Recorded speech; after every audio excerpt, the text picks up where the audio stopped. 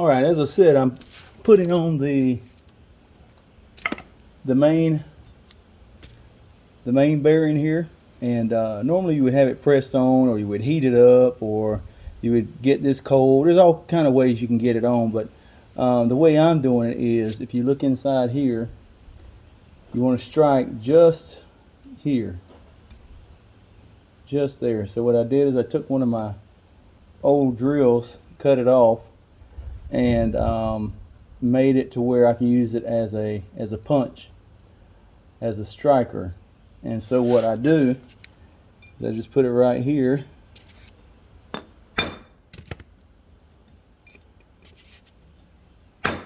And you see it going down. I want to make sure it's seated completely down on top of the shims fully. And you'll know when you get there, because you'll feel it. You'll feel it in the strike. Did you see that? It bounced up because it's bottomed out now. So you don't want to hit this cage at all. You don't want to hit this cage. You want to strike just that inner portion there. You'll be perfectly fine. Okay, that's seated. You want to check it because you may be still high on one side, because you're not doing it, evenly all the way around at the same time. So you want to go around just once more, get that little bounce. That's the assurance to you that it's bottomed out. Okay, perfect. And if we look,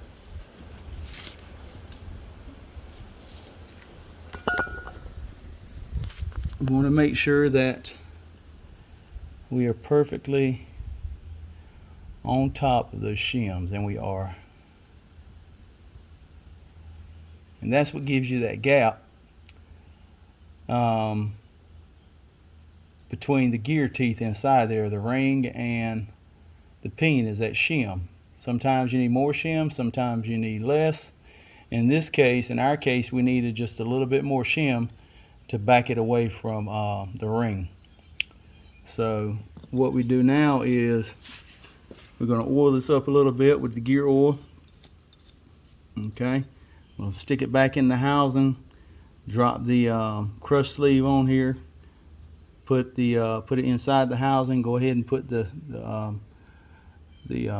next bearing on, and that's going to be a press fit. I mean, we're not going to be able to use this same method using a punch. That's what the nut is for.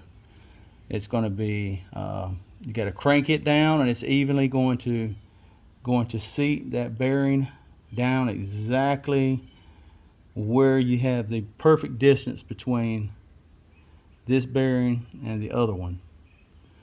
And the way we're going to get that is by using what's called the rotational drag.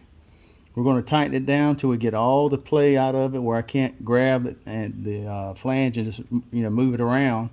We want it to be solid, and then check it, the rotational torque and rotation, and we want to have it about 14 to 19 inch-pounds, but we're getting there.